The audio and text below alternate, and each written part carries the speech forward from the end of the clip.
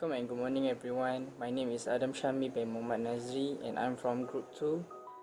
Today, my group will present about the mental illness. Okay, let's start. First of all, what is mental illness?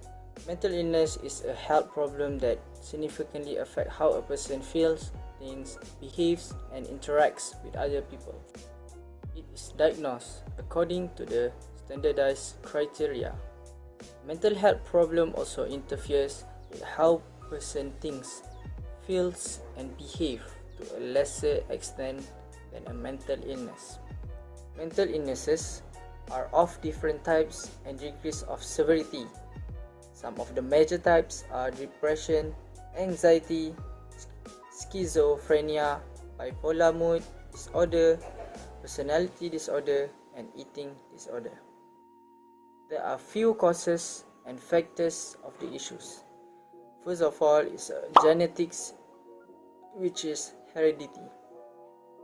Mental illnesses sometimes run in families, suggesting that people who have a family member with a mental illness may be somewhat more likely to develop one themselves. The second factors is biological factors.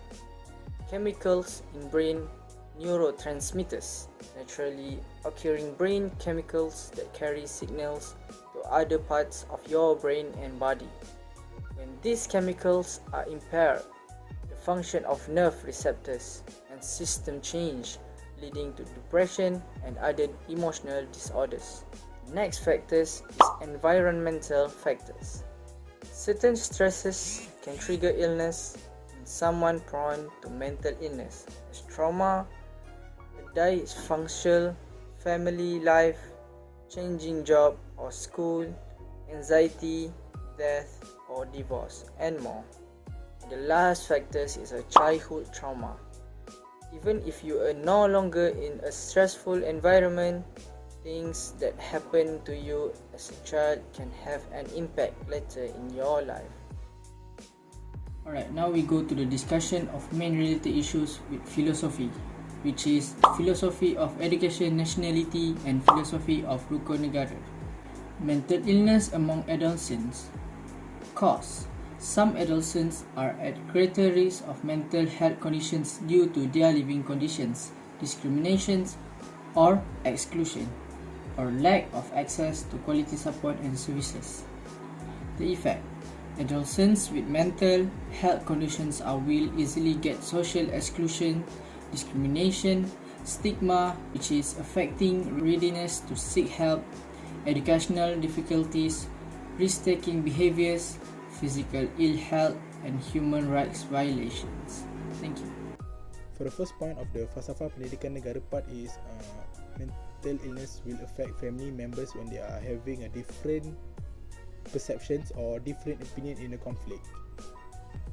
Second point is the family will feel stressed because of the challenges that they are facing in taking care of a mentally ill family member. Then the next point is violence will only bring a negative impact to the community and the country, socially and financially. The next point is mentally ill person will be less productive than a regular person, so it will lead to unemployment. And finally, people with mental disorder will have higher risk of poor quality life, being abused, educational difficulties, poverty, social problems, and health issues. Sekarang saya akan bertangkan tentang falsafah rukun negara. Jadi macam yang kita tahu, rukun negara ada 5. Yang pertama, kepercayaan kepada Tuhan, kesetiaan kepada raja dan negara, keluhuran perlembagaan, kedaulatan undang-undang, kesopanan dan kesusilaan. Jadi yang pertama ialah kepercayaan kepada Tuhan. Jadi terdapat beberapa kajian yang mendapati bahawa agama ni boleh meningkatkan kepatuhan pesakit dalam menjalani rawatannya. Contohnya, dalam Islam menggalakkan semua Muslim untuk menjaga kesihatan dengan cara mendapatkan nasihat dari pakar dan menjalani rawatan dengan secara disiplin. Seterusnya, kesetiaan kepada raja dan negara. Jadi, isu kesihatan mental yang tak dipantau oleh kerajaan boleh merosakkan imej negara. Sebabnya, walaupun negara kita ni maju dalam bidang teknologi, tetapi kes kesihatan mental yang tidak dibimbing dengan baik akan memberi impak yang buruk kepada negara. Oleh itu, kerajaan boleh mengambil beberapa inisiatif untuk membimbing perkara tersebut. Contohnya, dengan menggunakan teknik diagnos dan rawatan. Yang ketiga, keluhuran perlembagaan. Pesakit yang boleh menyebabkan kes bunuh atau berisiko berbahaya mestilah dimasukkan ke hospital bagi mendapat rawatan dan penjagaan yang rapi. Seterusnya, kedaulatan undang-undang. Akta Kesihatan Mental 2001 menggalakkan pengembangan dalam perkhidmatan kesihatan mental komuniti dengan mengurangkan bilangan katil.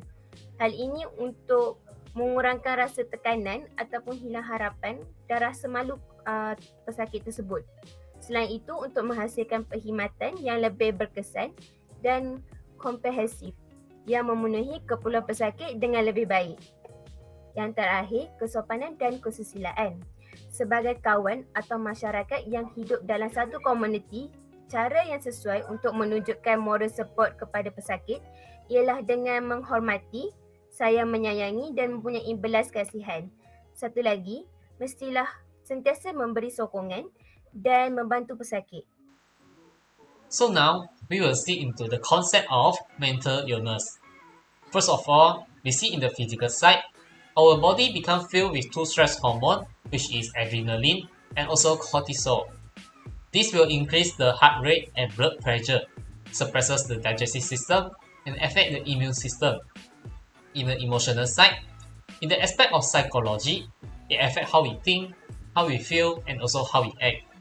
People who are emotionally healthy are in control of their thought, of their feeling, and also their behavior, and they are able to cope with life challenges. In the spiritual side, it will affect our energy level to the point of exhaustion, contributing to poor concentration, mood swing, anger, impatience, and frustration.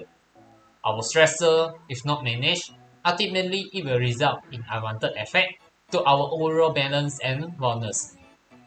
If we see in the intellect side, mental illness actively leads to a detrimental development of the frontal lobe, ultimately affecting your intelligence and lowering your IQ because you are simply too depressed to think straight or can't complete certain cognitive tasks anymore.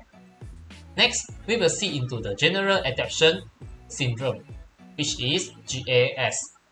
The GAS is the three-stage process that describes physiological change the body goes through when under stress. Hensel's trusted source, a medical doctor and researcher, came up with a theory of GAS. During an experiment with lab rat at McGill University in Montreal, he observed a series of physiological change in the rat after they were exposed to stressful events.